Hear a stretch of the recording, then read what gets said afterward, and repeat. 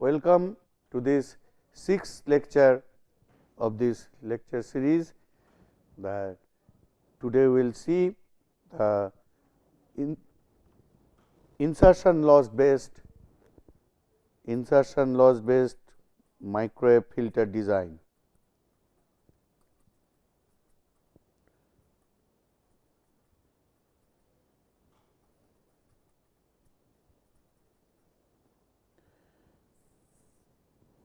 Now, already we have seen the motivation for going for this design in the previous lecture.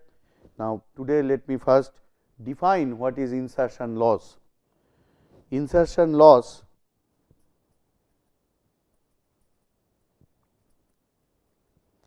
is, its symbol is PLR, and this is the ratio of power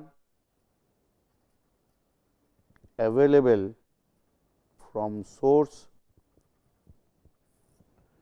to power delivered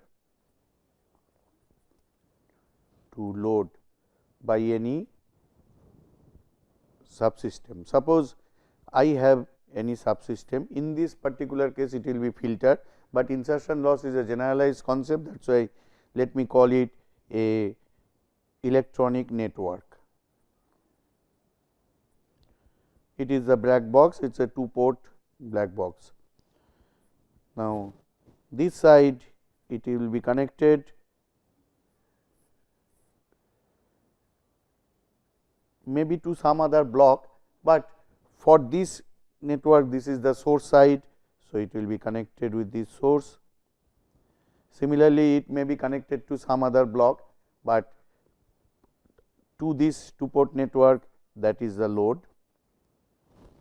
So, it will be connected to another box which is called load. Now, let the power source is delivering P in and the load is taking PL. So, insertion loss, power available from source. What is the power available from the source to this electronic network? That is P in. So, I can write this as P in, and power delivered to load is PL. Obviously, you know that I do not know the impedance level of this, I do not know the impedance level of this. So, and I am assuming that in general this is, there will be some loss here also, but in this particular case, particularly our filter case. So, this filter case is, there is no inside, there is no power dissipation, because we will use only the reactive components, and so the power is not dissipated inside. So, it is a lossless part here internally, but you know that due to this impedance mismatch there can be reflections here. So, the wave is going and then the wave can come back. So, there are reflections. So, all the power may not go here. So, obviously, the power that is reflected, that will go back here. So, here it will be something less power. Similarly, here also due to the impedance mismatch, the wave is going like this, but there may be reflections. So, can I say that all this P N P L. So, the overall reflection coefficient. So, can I say that this is equal to 1 minus gamma, which is a function of omega. This gamma is the reflection coefficient, overall reflection coefficient, which comprises of reflection here, reflection coefficient here and reflection coefficient here. So, by that I can define an overall reflection coefficient between this, and that is gamma, it is a function of omega, and I know that the this ratio will be nothing but 1 minus this, that means 1 minus reflected power. These gammas, please remember, we have earlier discussed that this gamma is a voltage reflection coefficient, that is why we are taking the square thing, because we are talking of power. Now, if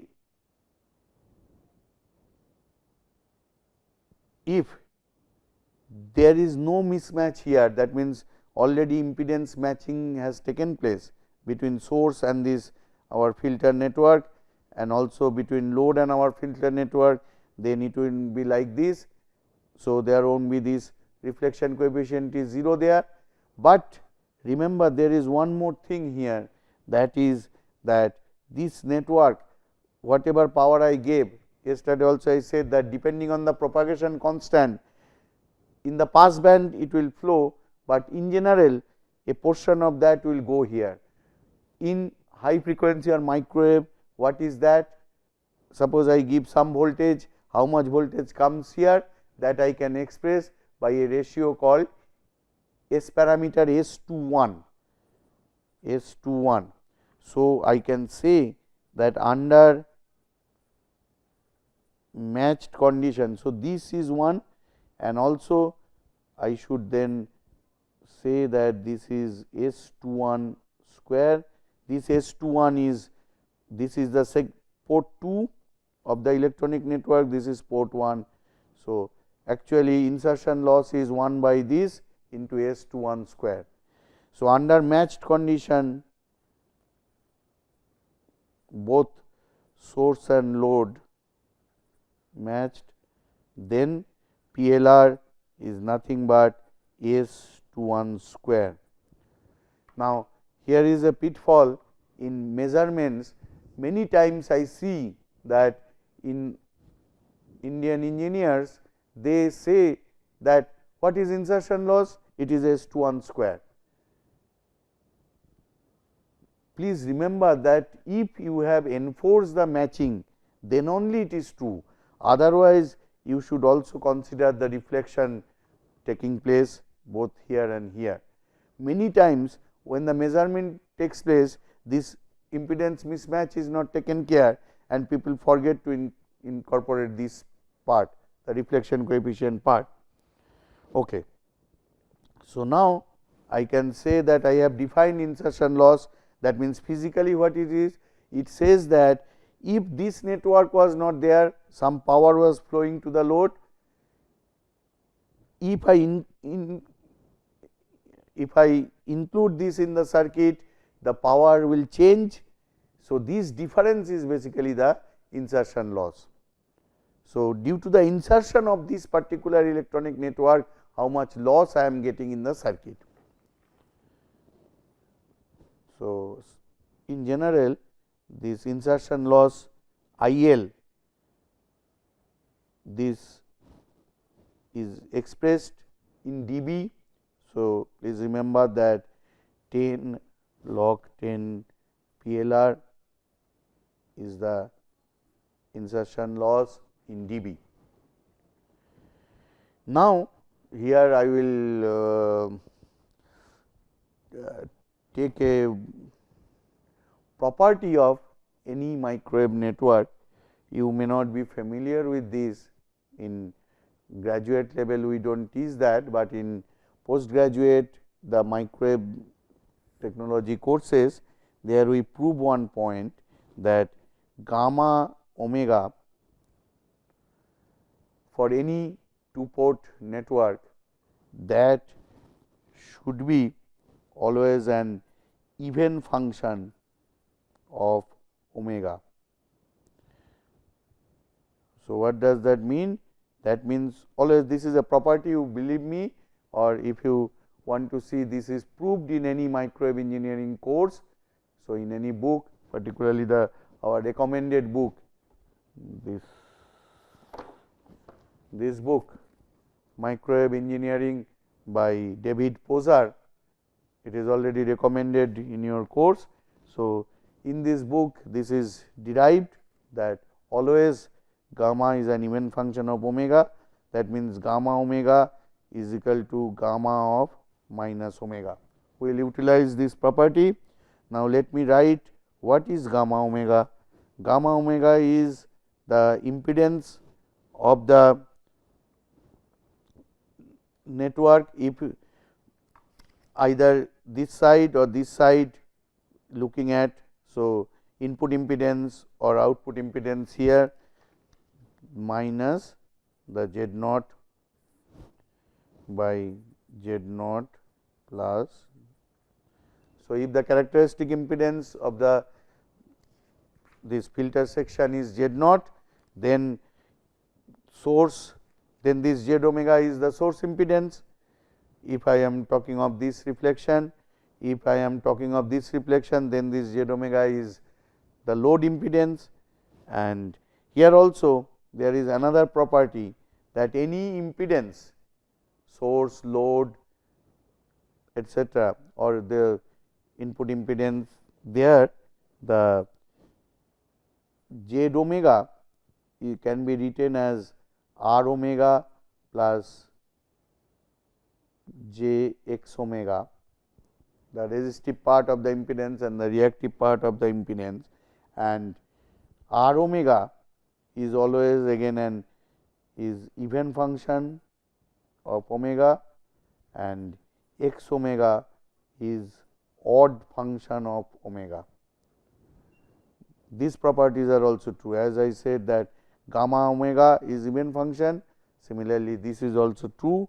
So, we will write that this will break into that R omega minus Z naught plus J x omega and R omega plus Z naught plus J x omega.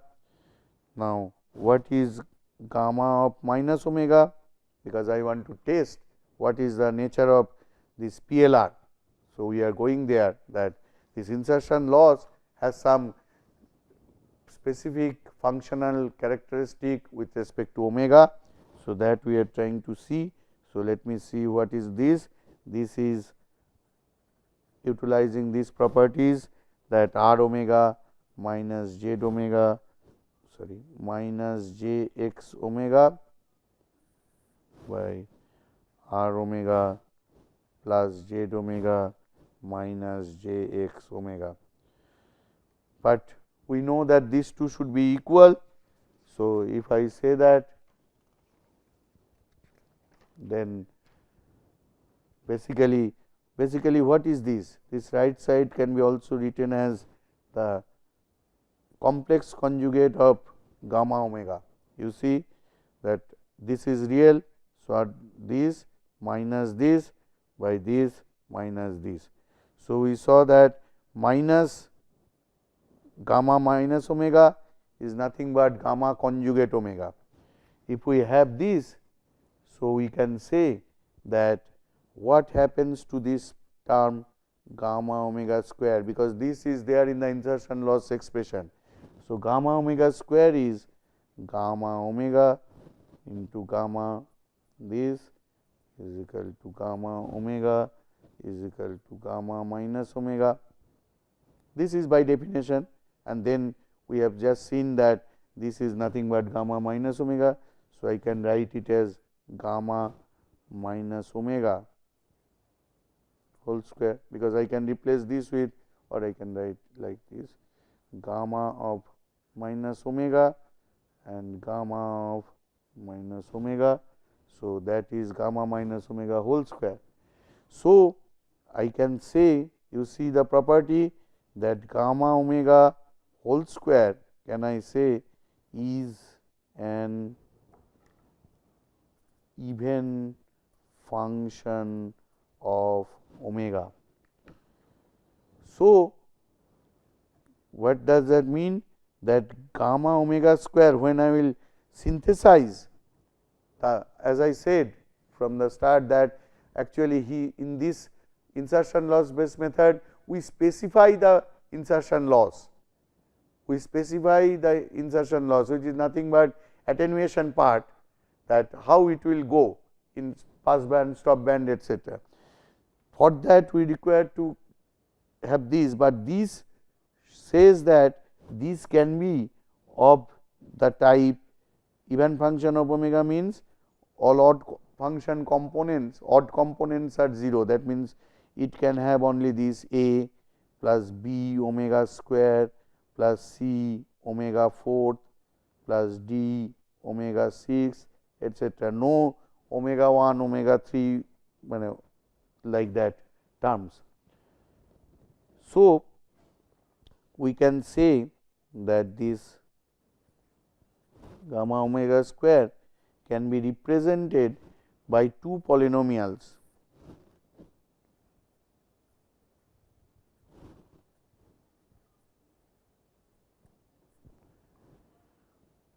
where m and n are real polynomials in omega square. M and n are real polynomial. You see, this is reflection coefficient. So, obviously, this will be m omega square plus n omega square, because it is this plus something. So, what is then PLR? PLR is 1 by 1 minus m omega square by m omega square plus n omega square, and that is 1 plus m omega square by n omega square. So, it says that you can specify anything, but I will be able to realize a filter only if this insertion loss is specified in this given form. That means, if you specify something with omega etc., then it will not be realizable. Now, based on this specification, there are various choices. So, already I ask the students to refer to another NPTEL course, Basic Building Blocks of Microwave Engineering, lecture 9, Basic Building Blocks, basic tools, sorry, basic tools of microwave engineering, my course. There in lecture 9, actually that was in respect to impedance matching, and there we have seen in details the properties of various polynomials which are used for synthesis. That time it was impedance transformers, but those are also valid for filters. So, please brush up your knowledge of those basic polynomial functions like Butterworth polynomial, Chebyshev polynomial, elliptic polynomial, maximally flat, which is nothing but Butterworth, etc., etc. So, here we start with the Butterworth polynomial. So, if insertion loss is specified in the form of Butterworth polynomial,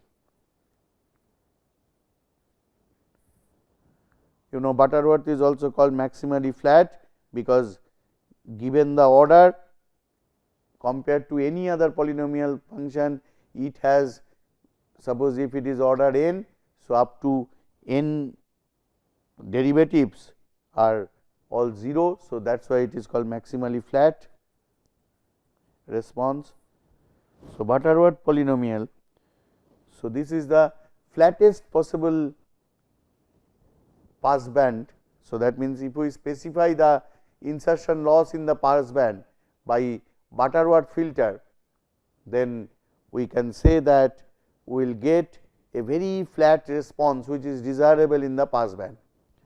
Obviously, always 0 cannot be achieved, that attenuation constant 0, but we will achieve a very flat pass band, and by specifying a label we can say that okay, my pass band is, I am not attenuating this all the frequency components in these bands, not more than this amount. So, for a low pass filter, the specification, so low pass filter, the specification is, if we follow Butterworth, you know Butterworth polynomial is given like this.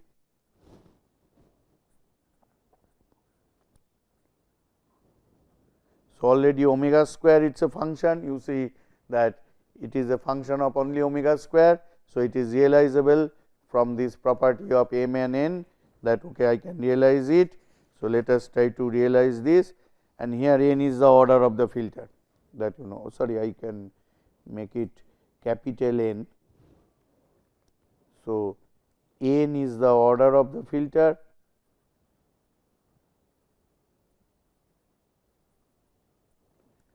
omega c is the cutoff frequency, low pass filter cutoff frequency will be low pass filter angular cutoff frequency is given by omega c. Now, pass band, if you see this, that pass band extends from pass band omega is equal to 0 to omega is equal to c, and at the band edge, that means suppose I am plotting omega and PLR, then 0, this is omega c. Now, from here it will be having some stop band. So, PLR will change, but what is the PLR at this point, that I can find from here. So, at omega is equal to omega c, PLR is 1 plus k square. So, I can specify now, you know Butterworth response, since we have taken like this, Butterworth response is like this, it is maximally flat, very flat, but in pass band I will have some attenuation, but this is the maximally flat one, but I should know that what is the maximum attenuation I am having. So, this value is what? 1 plus k square. So, suppose I want that okay, no more than 3 dB attenuation or no more than 0.1 dB attenuation. So, I will put that at, I know that at omega is equal to omega c, at cutoff in the pass band the maximum attenuation takes place here in the for Butterworth polynomial, and that value is k square. From that I can always find k. So, for example, if we choose that this our insertion loss maximum value is the PLR maximum at pass band, I won't tolerate more than 3 dB. So, if this is 3 dB, what happens to k, that means this 1 plus k square, 10 log of this is 3. So, from that you can find out k is equal to 1 under this condition. So, we can plot this PLR versus omega by omega c normalized with respect to omega c. So, I know the values will be like this 0.5, 1, 1.5 etc. So, this is the point where cutoff will takes place, and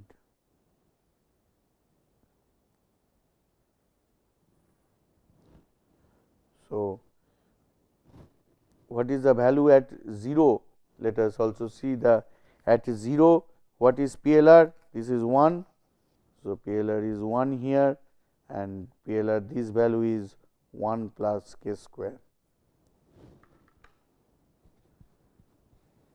Also, what happens to this polynomial when omega is well into the stop band, that means omega by omega c is a large number. Then can I say that for omega greater than omega c, I can say PLR is approximately k square omega by omega c whole to the power 2n. So, what is the rate of increase of PLR in the stop band. From this I can say that rate of increase of PLR is how much? It is 20 n dB per decade. This is well known. If you have this expression, you can always say this. So, we see that here attenuation, that means alpha increases monotonically with frequency, but we know that it is at lower side of the pass band, it is not much, but at band edge, that means near cutoff, it is increasing, but I can always specify that where it will be level fixed clamp, and this rate of increase is 20 n dB per decade. So, how much you want to achieve this rate? So, that basically by that you select what is the order of the filter. Order means you will have to find how many sections you need to put. Okay. So, third order, fourth order means you will have this. Now, let us go to the another design, that instead of this, if I say that in the low pass filter, unlike this Chebyshev, okay, I want this rate to increase further, that I want it to be sharper than this. I do not mind, obviously you cannot choose everything. So, I will say I want a very sharp rise compared to Butterworth here. I do not mind if instead of monotonically increasing the in pass band, the insertion loss ripples, that means I can have high low, but do not cross this limit. So, that is possible. Chebyshev is the sharpest one or much sharper than our Butterworth. So, I have this PLR omega by omega c. Let me fix my 1 plus k square. This is designer will choose, and this is my omega c. So, a Butterworth polynomial, it can be. So, first let me draw the maximally flat one. This is my Butterworth maximally flat or Butterworth. Now,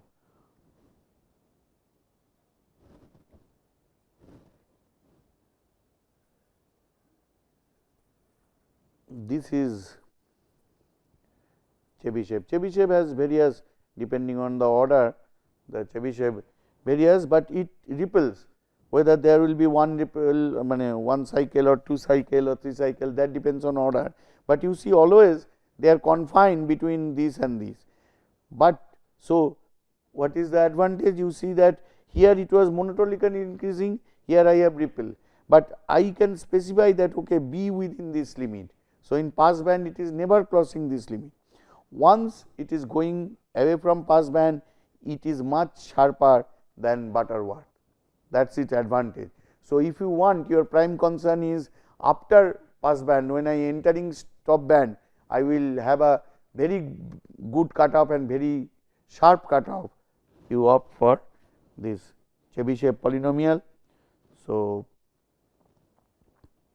again you can determine the ripple level by this k square, and what is this rate of increase? If we see the, so in this case, first let me write down the Chebyshev polynomial form 1 plus k square T n square omega by omega c. Now, T n is the Chebyshev polynomial of order n, and we choose like this. So, for large n, again I can say that when omega is greater than omega c, PLR is k square T n square omega by omega c. Now, at high value of omega by omega c, T n, the Chebyshev polynomial, it is approximated, very good approximation is this. So, this becomes k square T n k square into half 2 x whole to the power n.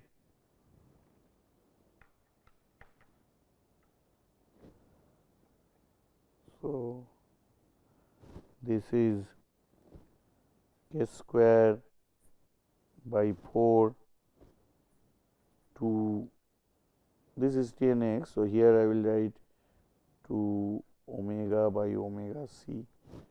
So, 2 omega by omega c whole to the power n.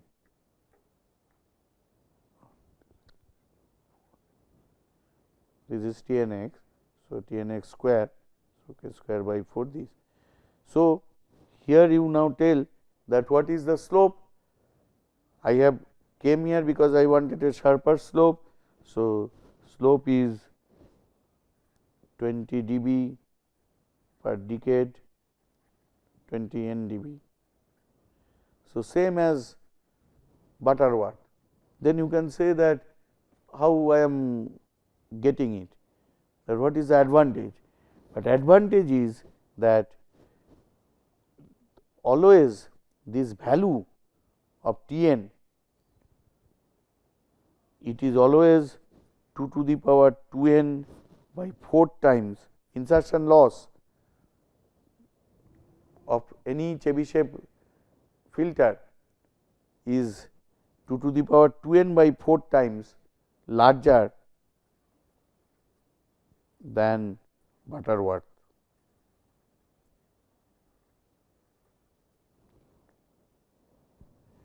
Now, obviously, if you go for n is equal to 1, that means a single section Chebyshev, then you do not have any advantage. But the moment you go for n is equal to 2 or n is equal to 3, etc. So, n is equal to 2 means you have 2 to the power 4, 16 by 4, that means 4 times larger than Butterworth, always you will have the value. So, even if the slope are not much different, but you are getting more value of insertion loss. So, your alpha is increased. Then we will see there is another filter called, another very popular filter, particularly in CD-ROM, etc. This is used, this is called elliptic filter. Now, if you want, you have seen that Butterworth and Chebyshev both give same rate of rise, but elliptic is the maximum rate of rise it can give, but what it will, you will suffer, that it has ripples both in pass band and stop band. So, Chebyshev you see it monotonically increases once it is in the pass band, it has ripple in once it is attends in the stop band. Here it is in pass band, it has ripple, but here it does not have any ripple. Elliptic has ripples in both. So, that means here it will be something like this, how many, that depends on the order. So, it goes, and then here again it has ripples, but no problem if you specify that okay, at least everywhere I want this attenuation in the stop band. This is your stop band, this is your pass band. So, here as before you can specify that okay, in pass band it is beyond this and stop band attenuation should be like this, then you go for elliptic. And there is another one, sometimes in a filters, if you have, if your baseband signal or if you want to process the signal, any baseband signal is not a single tone, it has a spread of frequency. Suppose when I am talking up to 20 kilohertz. or roughly from 4 kilohertz to 20 kilohertz, there will be the voice, sorry, 20 hertz to 20 kilohertz. So, you see these different frequencies, if they are attenuated differently, then there will be problem in the reconstruction. So, sometimes that means a linear system I want, filter should also act as a linear system. Sometimes if I can tolerate that, that is not a problem, but in some applications I cannot tolerate that time I want that linear phase filter, sorry, this is linear phase filter. So, linear phase means what? That my phase should be specified like this, 1 plus p omega by omega c whole to the power 2n. So, if we specify that p is a constant, but I should have this type of variation. So, this is a, as you can guess, that in phase I am specifying a Butterworth type polynomial. This is nothing but a Butterworth type polynomial. So, this is the phase of the voltage transfer function of the filter that should satisfy this. Under this condition, the group delay, because that is a measure of whether I can tolerate or not. As a group, when the baseband signal is moving, so baseband signal or any RF signal with a frequency spread, that what is the group delay, that means what is the maximum delay between the maximum phasing delay and the minimum phasing delay. So, that is given by d phi by d omega, and you see it turns out to be 1 plus p 2n plus 1 omega by omega c whole to the power 2n. So, this is a, again you see it is a maximally flat response. So, that may be tolerable. So, if you use a linear phase filter, you have the like that. There can be other specifications, other polynomials, still this research is going on, people are using various newer functions from mathematics, they are taking new functions and implementing that to get a more desired attenuation characteristic, etc. So, we have seen that how to do it, but now we will try to see how a microwave engineer will implement this, because this mathematics or this specification is one thing, but finally as an engineer we should implement that. For that we need to have some mechanism. There is nothing fundamentally new, this is all about filters, but unless and until we engineers learn how to design, how to implement it, we do not consider our job finished. Scientists up to this they stop, but we engineers always go on and try to make that okay, if I want to make it and test it, I should know that after this what will happen. That we will see in the next class, the implementation of these filters. Thank you.